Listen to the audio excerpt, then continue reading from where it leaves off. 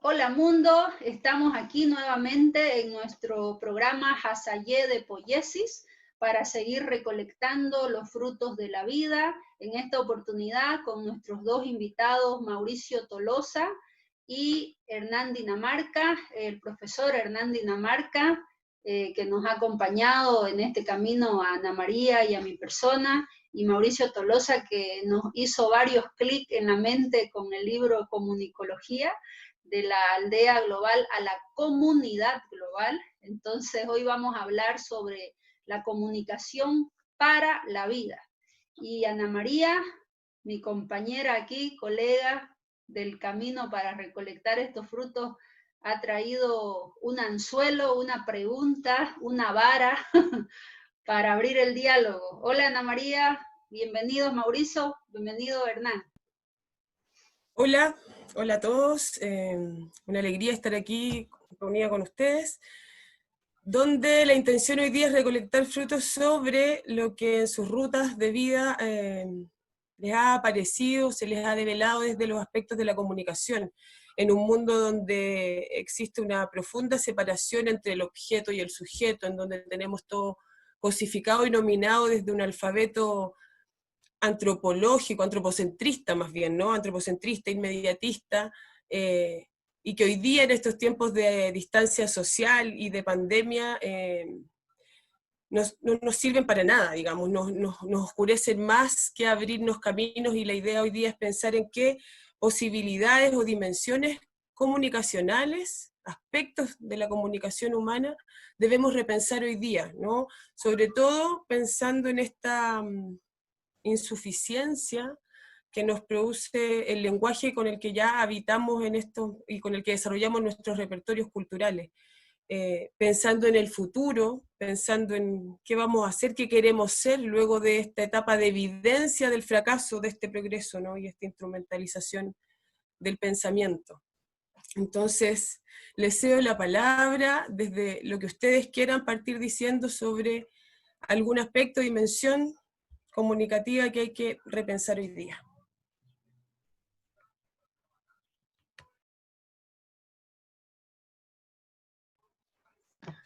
Mauricio, dale nomás. Okay. Si quiere usted, profesor, primero, sería conveniente.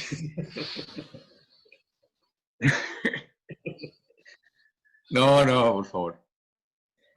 Desde donde fluya nomás, desde que podrían, tal vez preguntarle el uno al otro, ustedes que se conocen más y tienen un camino ahí desde la mirada hacia la comunicación, alguna idea que también nos haga fluir a todos en la conversación. Ya. Para no alargar tanto. Aunque no venía preparado. No, hice una nota. Claro que yo voy a hacer como suelo, es bien como abstracto, ¿eh? Pero, porque la pregunta es bien o sea, no me gustaría responderla en términos como instrumentales, creo que activa cosas más profundas. Bueno, como dice mi amigo Mauricio en su libro, citado varias veces en esta conversación, el de la comunicología, la comunicación es poner en común, ¿ya? La comunicación en definitiva es una relación, es relación. Y precisamente cuando hay comunicación es porque no hay relación, pero se está poniendo en común. Y que en definitiva eso ocurre y ha ocurrido mucho en la historia humana, y particularmente en los últimos siglos, en esta modernidad occidental, que tiene algunas características ha tenido algunas características bien singulares, bien inéditas en la historia humana. Entonces, en ese contexto, yo lo que pensaba, a propósito de la pregunta, es que tenemos varios desafíos en el tema este de la relación, que vienen de hace rato, que hemos ido, como se ha ido un poco avanzando, develando, habiendo cambios en esos dominios, y hoy por hoy, producto de la crisis ambiental, la crisis ecológica y producto de de la crisis de confianza entre los seres humanos, porque creo que vivimos una crisis de confianza que es impresionante. Vivimos en la desconfianza entre los seres humanos, lamentablemente, en algunas partes más que en otras. Chile es un caso extremo. Pero en el contexto actual, producto de estas situaciones, estos desafíos se hacen más acuciantes, y ahí pensando lo conecto con la pregunta, pensando en el futuro. Y aquí yo veo 4 temas. Voy a ser breve en cada uno de ellos para no agotar la conversa. Primero, hay un desafío en instaurar una nueva relación, una nueva comunicación con la red de la vida, con la naturaleza. Uso la expresión la red de la vida, que es una expresión es un libro, creo, de Capra. Entonces, una nueva relación, una nueva comunicación, una nueva conexión con la red de la vida, con la naturaleza, que un poco, dicho de manera más simple, tal vez, en lo que conversábamos el otro día con Mauricio a propósito de esto, la importancia que tiene el comunicarse con la vida vegetal, ya que es algo que estamos como aprendiendo después de que para nosotros eran cosas que estaban ahí. Un segundo dominio de desafío en el ámbito de la comunicación, en el ámbito de la relación, y cuando digo comunicación aquí me estoy refiriendo mucho más allá del lenguaje, pero el lenguaje incluido, obviamente, que está en el corazón de la experiencia de la comunicación.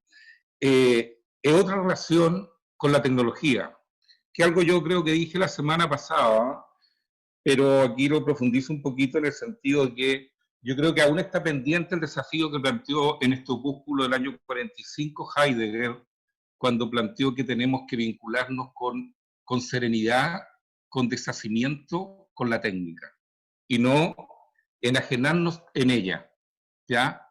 Un vínculo con serenidad, o sea, una relación libre en la cual nos vinculamos y se le usa de una manera serena, pero no enajenando, y en esto con Internet, con la hiperconfianza en la tecnología en todos los dominios, incluso llevado al extremo en este sueño algunos tecnócratas que están pensando que ya destruimos la Tierra, vámonos para Marte, ¿ya? Entonces, una relación no serena con la tecnología, sino que enajenados en ella. Entonces, ahí está el desafío de una comunicación, una relación con la técnica, con la tecnología, que sea, reitero, en deshacimiento, en libertad, que independientemente de la importancia de este vínculo que nos permite la técnica, este mismo que estamos teniendo nosotros, cuando sea posible privilegiar lo presencial, ya que yo siempre digo a mis hijos, oye, deja solamente de comunicarte por WhatsApp. También es importante la voz, es importante el cara a cara, ¿ya? Entonces, ahí hay un tema importante, yo creo, que es otra relación con la tecnología. Tercero, una nueva relación, una nueva comunicación entre los seres humanos, que es algo que en parte tiene que ver con lo que decía Claudia hace un rato, y tiene que ver con este tema tan importante que es la comunicación empática, la empatía, la legitimidad del otro, como dice Maturana, la inteligencia emocional en el vínculo, entender que todos los seres humanos somos memorias situadas, porque esa es la única base del respeto.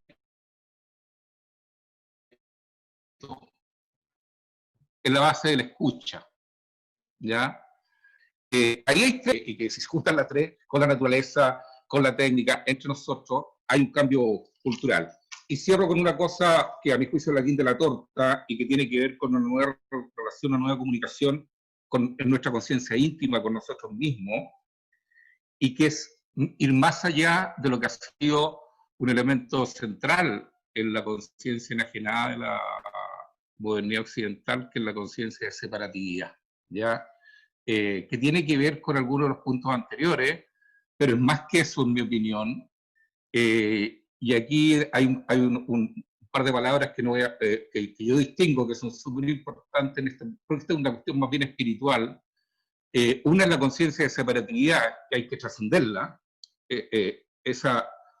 y otra cosa es la conciencia de extrañamiento, que esa es imposible trascender, pero hay que asumirla con mucha dulzura por el dolor que conlleva, que es el dolor del ego, en definitiva. Pero son dos cosas distintas. Pero esa es un poco más esotérica, un poco más abstracta. Yo pediría centrarnos en las tres precedentes. Bueno, con eso partía mi reflexión.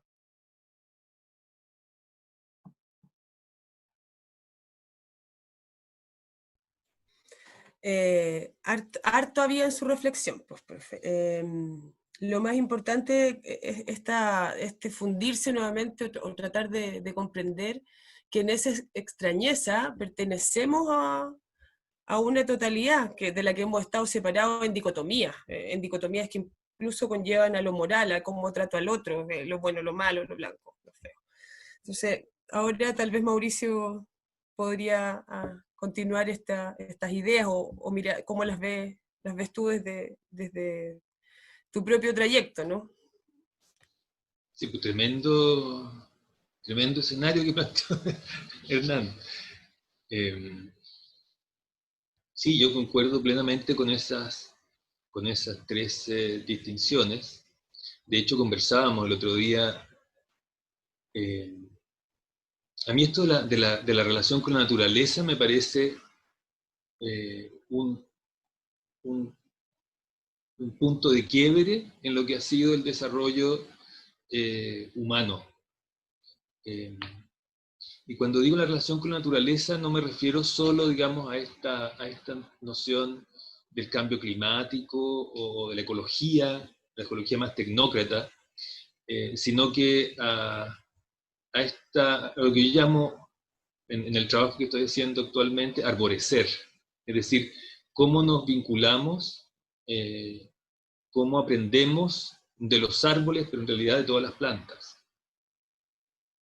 Y ahí hay un desafío grande, porque obviamente uno puede pensar que hay toda una dimensión que tiene que ver con una cierta mirada utilitaria del mundo de la naturaleza. Utilitaria en el sentido que es como un espacio en el cual nos servimos de la naturaleza, que ha sido como siempre se ha tomado. Pero hay otra dimensión que es bastante rara y desafiante, y para mí una exploración, que es cómo uno entra en el mundo de las plantas, cómo uno entra en el mundo de los árboles, cómo uno escucha, siente, vibra en ese mundo. Y eso yo creo que tiene consecuencias enormes para la manera en que los seres humanos desarrollamos la vida en general. Uno puede, o sea, en fin, el pensar que uno puede comunicarse con un árbol o con una planta es algo bastante raro y bastante cuestionable en el paradigma más clásico y más científico. Pero hoy día me llegó una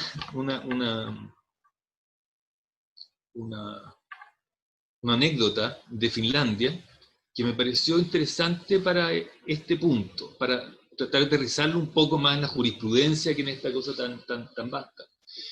Y es que en Finlandia, como está todo bastante, no en Helsinki, pero en las provincias, está bastante mezclado con los bosques y con el entorno natural, los gatos y los perros deben permanecer en la casa. No se permite que los gatos circulen libremente en la naturaleza. Y por dos razones. Una, porque efectivamente es un clima tan duro que si un gato sale de la casa, se va a morir congelado. Pero que no es lo más interesante, porque es una dinámica que yo creo que todavía es antropocéntrica. Pero la otra es que no pueden salir porque afectan la vida silvestre, que es bastante raro cuando uno lo piensa así, ¿no? O sea, yo vivo en una comunidad que también tiene un pequeño bosquecillo, está lleno de gatos que matan todos los pajaritos, todos los conejos, etc. Y uno dice, claro, pero es que los gatos tienen derecho a andar libremente, porque nosotros los seres humanos, pero en realidad el gato es una invención bastante humana, si lo vemos como dentro de nuestra historia, dentro de la historia del gato. El gato es una especie muy antropocéntrica. Nuestra relación con los derechos animales en general es muy antropocéntrica.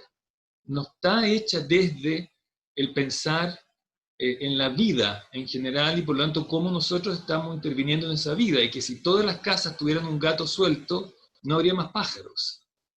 Y si no hay más pájaros, no hay más polinización, en fin, hay una consecuencia en el cómo los seres humanos entendemos nuestra relación con la vida. Y en ese sentido, cuando yo digo cómo nosotros también entendemos la relación con el mundo de las plantas, de los árboles,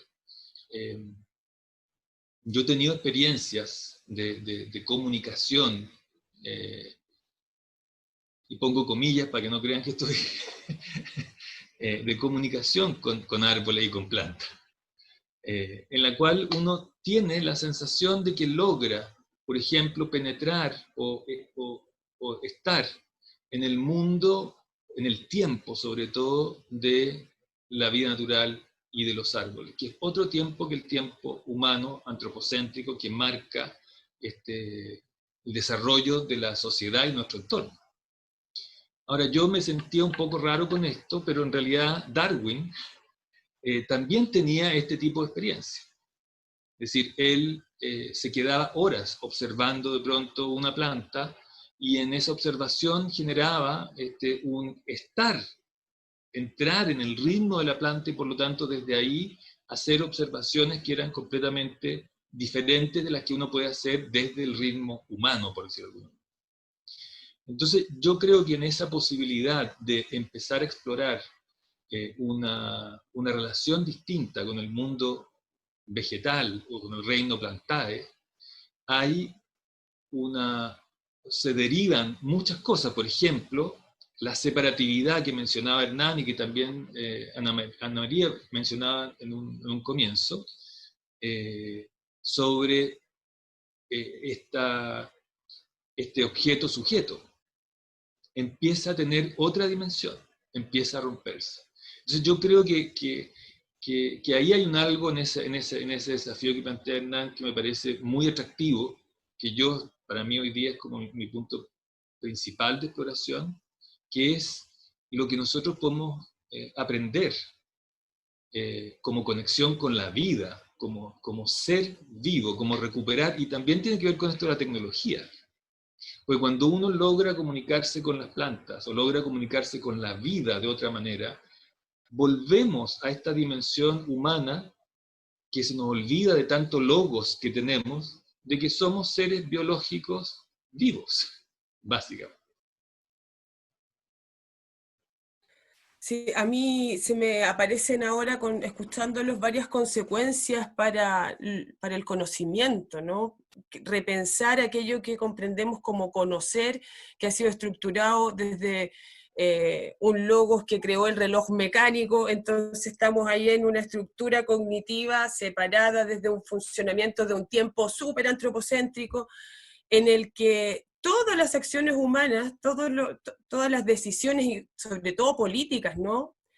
Siguen aumentando el terror sobre lo que existe, la necesidad de empezar a comprender y conocer esto de lo que hablaba Hernán, de la memoria situada, ¿no? Situarnos hoy día donde estamos y empezar a construir desde las comprensiones que tenemos, más allá de estas determinaciones lingüísticas, es lo que desde hace un rato también con Claudio estamos comentando y estamos tratando de impulsar, trabajar desde el leer, desde el mirar, pero desde algo que también hemos hablado antes, que es la reciprocidad, ¿no? Sentir que hay una reciprocidad en todo esto a lo que pertenecemos, pero de lo que además somos extraños. Y ahí empezar a conectar en esto, porque a propósito de lo que hablaba Mauricio, esta experiencia como comunicarse con las plantas, a mí me han pasado también algunas cosas similares, y en una conversación con un amigo mío, Cristóbal Horzafel, yo le decía, es que es como que uno se abre a comunicarse, puede ver otras cosas en un trabajo de limpieza, de conciencia y todo, yo puedo ver. Y él me decía que era una patúa porque también en ese momento yo estaba abriendo un portal para que otra existencia también confiara, a propósito de la desconfianza, ¿no? Confiara en comunicarse, en abrir estos velos del lenguaje, de la razón en los que estamos atravesando. Claudia. Sí, Bueno, a mí me encanta escuchar, la verdad, estos aportes y estas perspectivas, ¿no? de la comunicación para la vida, porque mientras lo escuchaba al profesor Hernán Dinamarca, cuando habla de la memoria situada, se me vino a la mente este concepto que manejamos en nuestra cultura chiquitana, que tiene que ver con la memoria oral, ¿no? Y con un poco las exploraciones que estoy ahora mismo trabajando en el doctorado que me vine a hacer acá a Concepción de Chile, sobre la memoria oral en los contextos tecnologizados, pero de nuestro pueblo chiquitano. Y cómo a través de experiencias, por ejemplo, Mauricio dice, parece como que fuera medio raro, va a parecer esto de que me comunico con las plantas, pero le cuento que no es raro, Mauricio, porque es lo más normal para nosotros. Y somos todos raros acá. Porque, claro, yo me acuerdo cuando era niña y me venía bronquitis, la hoja de tabaco, nosotros le decimos charuto, a la hoja del charuto, eran unas sopladas con el charuto y ponerle la hoja en el pecho y en la espalda. Y yo dejarme habitar por la sabiduría de esa planta.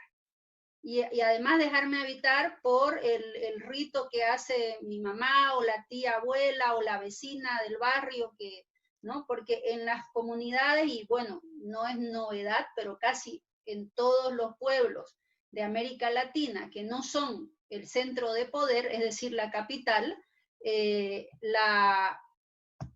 digamos, la cuestión de la salud pública está ausente. Entonces nosotros recurrimos a nuestra medicina tradicional, cuya base para la vida es esta comunicación para la vida de la que nos hablan ustedes ahora mismo. Y la verdad que me alegra mucho escuchar además a dos personas académicas valorar estas experiencias, porque yo recuerdo a lo largo de mi vida, como digamos tratando de encajar en el mundo académico en general, tanto en Bolivia como acá o cuando he viajado a otros lugares, se ningunea este tipo de reflexiones o este tipo de conocimiento. Y ahora mismo el desafío que tengo en el doctorado es lograr instalar esta idea de la memoria oral de la cultura chiquitana, en mi caso, como un enfoque didáctico para la expresión del ser. Ese es el título genérico de mi trabajo. Y esta reflexión de la que además venimos trabajando hace tiempo con Ana María, con Pablo Carbone, que ahora mismo no está, y con mi propia madre, ¿no? Con mi madre Neusa Rosselli, en Bolivia, porque yo siento que hay información que siempre estuvo ahí y nunca la escuchamos. Y esa información nos va a salvar de alguna manera, ¿no? Hay que meditar en estos espacios, ¿no? Yo creo que hay posibilidades, y ahora si lo dice Mauricio Tolosa, Hernán Dinamarca, es como que uno se siente acompañada, ¿no, compa? Uno se siente acompañada porque, claro, el profesor Esteban Valenzuela también tiene algunas experiencias interesantes en relación con la planta, aunque él más en el ámbito del tema verde, tecnócrata, pero a nivel espiritual también hay unas experiencias fundamentales. Y bueno, en Bolivia tenemos a Silvia Rivera Cusicanqui, una gran mujer intelectual. Ella dice que la dificultad en la comunicación que hemos tenido ha sido un tema a nivel ontológico. El desencuentro ha sido ontológico, dice ella, porque no es que no nos hayamos querido mirar o entender, sino que no entendimos los sentidos. Lo que para mí es el oro, para el español es otra cosa. Lo que para mí es la planta, para el que viene de afuera, la planta es un recurso para extraer madera y hacer muebles y ponerlos en un sistema comercial. Mientras que para nosotros la planta es un elemento, es un sujeto más, ¿no? Entonces, es interesante este aporte de Silvia Rivera Cusicanqui en este ámbito, por ejemplo.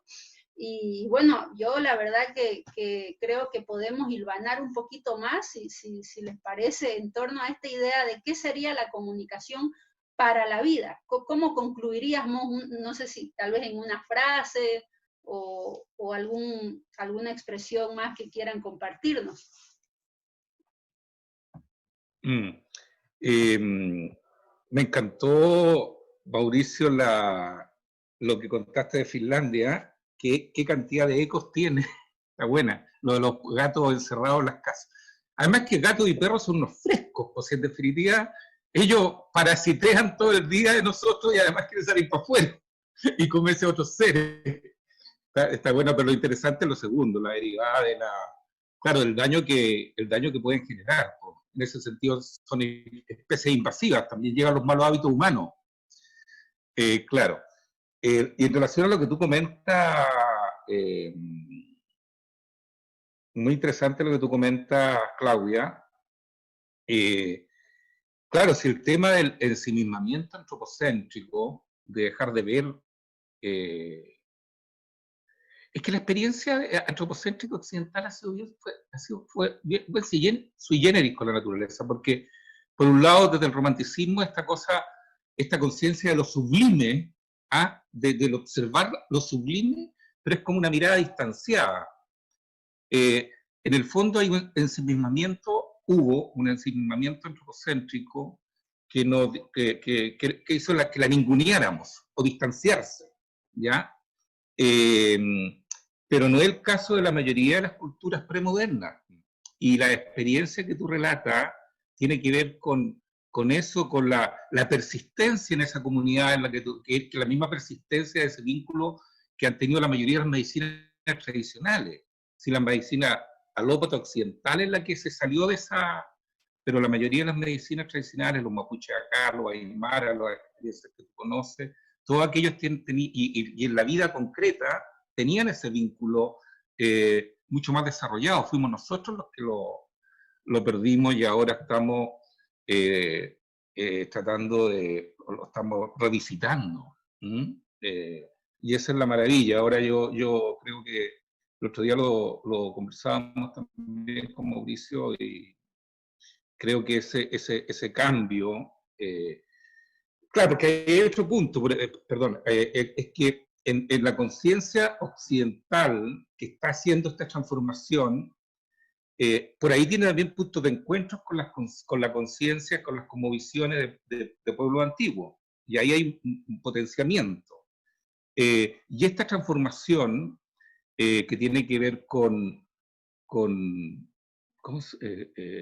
el respeto a la red de la vida, con no ningunearla, como decía Mauricio, con entender, y hay mucha literatura hoy por hoy que apunta en y literatura interesante, que apunta a comprender la inteligencia de la naturaleza. Hay una obra de Jeremy Nardi, que tiene otro libro maravilloso que se llama La serpiente cósmica, que da cuenta un poco, a partir del estudio de la ayahuasca, da cuenta cuál es la comunicación que se produce entre la ayahuasca y la conciencia humana, sobre la base de la idea tan simple que ambas tienen un común denominador, que ambas tienen ADN.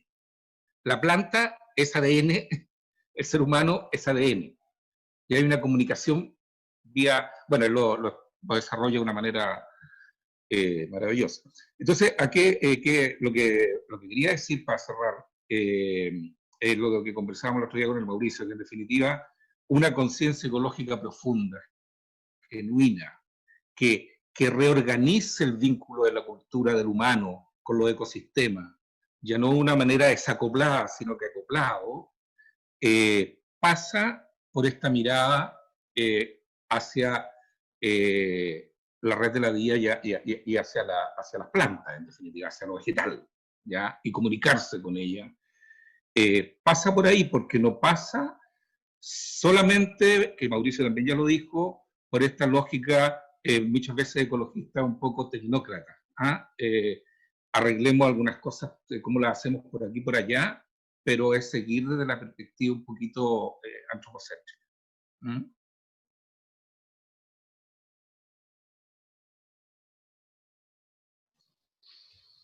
Sí, o sea, a mí me da mucho gusto escuchar que esta experiencia que cuenta Claudia, que efectivamente yo creo que y quizá no sé, creo que ese puede ser uno de los aportes que las viejas culturas americanas pueden hacer a esta civilización que está emergiendo post esto, no sé qué es esto. Porque ahí ellos han tenido siempre ese conocimiento, siempre ha estado, o sea, con los pueblos del Amazonas, por ejemplo, pero también los pueblos mexicanos, en fin, hay una tradición de entenderse como parte de la red de la vida y más bien, digamos, reconociendo que el ser humano tiene un cierto desarrollo mayor, ser como el protector y el cuidador de esta red de la vida. Y en ese sentido creo que ahí hay una bonita nuevo papel para los seres humanos. Y un poco también lo que comentaba Ana, que ella se ha comunicado con algunas plantas y árboles y que le decían que era una patuda, porque eso... Pero en realidad, efectivamente, yo creo que para establecer esa comunicación es algo bastante raro, por lo menos en mi experiencia. Tiene que haber una disposición del humano, evidentemente. Tiene que estar abierto, dispuesto en una temporalidad, en una energía o respiración, en una apertura, como para tratar de entrar en el mundo de lo vegetal. Pero, en mi experiencia por lo menos, eso no es una decisión de uno, sino que es siempre una decisión del árbol.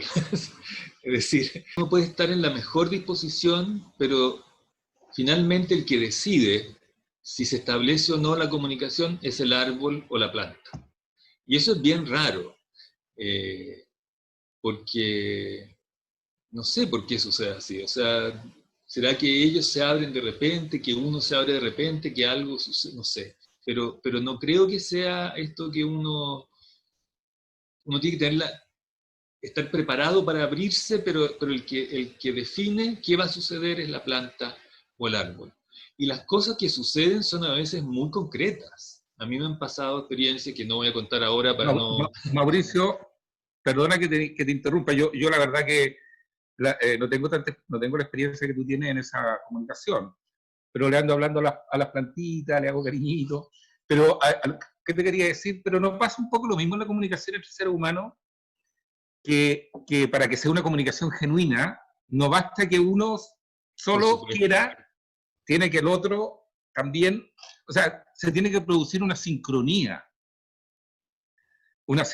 como amorosa, empática, simpática. O no, claro, o tú le das, pero te lo pregunto, o tú le crees que tiene otra característica, más profunda todavía. Sí, yo creo que tiene una... Lo que pasa es que en el caso de los humanos, la comunicación se da sobre la base de un espacio compartido previo. O sea, venimos en ese espacio y estamos juntos en ese espacio, e incluso la incomunicación es parte de ese espacio. Mientras que con las plantas, con los árboles, con el mundo, con el reino plantae, es uno el que está intentando entrar en ese espacio.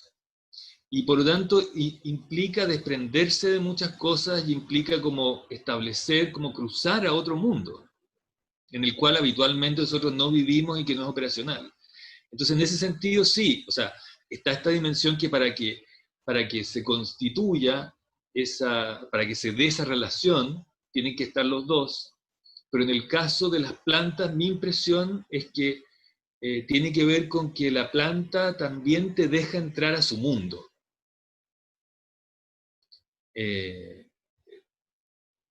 Porque uno está siempre dispuesto cuando está tratando de comunicarse con las plantas, pero que la planta abra su mundo como para que uno entre en esa dimensión, yo creo que es distinto que el caso de la comunicación humana, en la cual, claro, estamos en una red de significados, de emociones, de conductas que es compartida. Yo ahí creo que hay una diferencia. Sí, me parece que tiene tantas implicancias éticas, ¿no? El reconocerse en el habitar, y en ese habitar no solamente habito con otros seres humanos, sino que incluso ese habitar es sostenido por otros que habitan. y eso que esta conciencia ecológica de salvemos al planeta, por ejemplo, no nos sirve de nada, porque tenemos que empezar a reconocer que lo que tenemos que hacer es salvarnos, o sea, salvar la vida en general, y la vida se sostiene para nada desde los seres humanos, al contrario, solamente extraemos y dañamos, y ahí es donde está el problema, creo yo, no alcanzamos a fundir esa mirada de lo que implica habitar, y es por ahí donde hoy día está apareciendo toda esta tensión y la necesidad de pensar en cómo habitamos y cuánto dependemos de todo lo que hemos dañado, digamos, porque hemos también establecido una distancia guiada por nociones de progreso, pero por mucha codicia, por esta actitud posesionista de los seres humanos que empezamos a usarlo todo, incluso a los otros. O sea, hay mucho que aprender de esto, que, sobre todo desde lo que preguntaba Hernán, ¿no?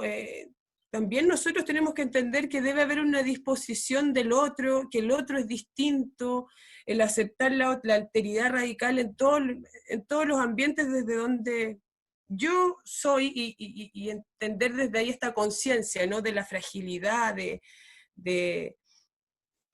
del ser también ajeno, pero entregado y abierto a todo esto.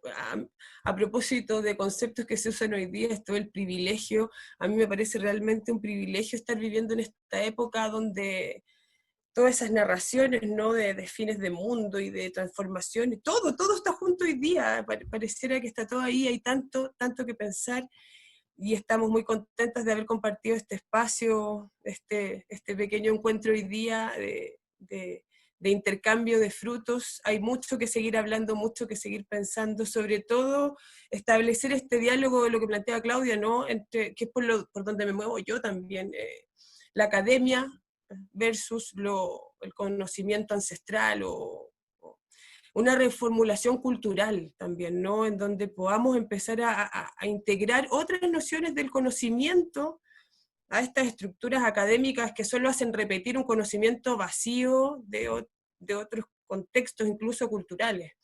¿Cuánta falta nos hace en Latinoamérica empezar a construir y crear para dejar de tener gobernantes nefastos, para dejar de pensar que todo es dinero y el bono, la plata, la AFP, y empezar a mirar que hay mucho más que hacer, ¿no? El tema, por ejemplo, de la maternidad, que es ahora un tema privado, cómo entre todos entender el maternar, el cuidar, el cobijarnos a todos, entre los seres humanos, entre todos los seres vivos. Por ahí un poco, ¿no, Claudia?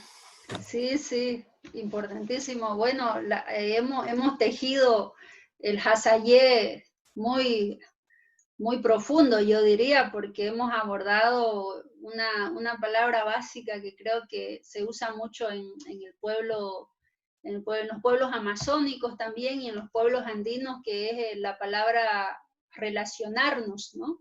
Que en el caso chiquitano, por ejemplo, existe en el Besiro la palabra Yanakash, y esa palabra significa raíz, conectarnos, relacionarnos con la raíz, ¿no? O sea, son lenguas aglutinantes, casi todas las lenguas de esta zona son lenguas aglutinantes, tienen esta cualidad de que en una palabra se genera toda un campo semántico y semiótico además, ¿no? Porque hay un montón de posibilidades para el diálogo a través de una sola palabra, ¿no?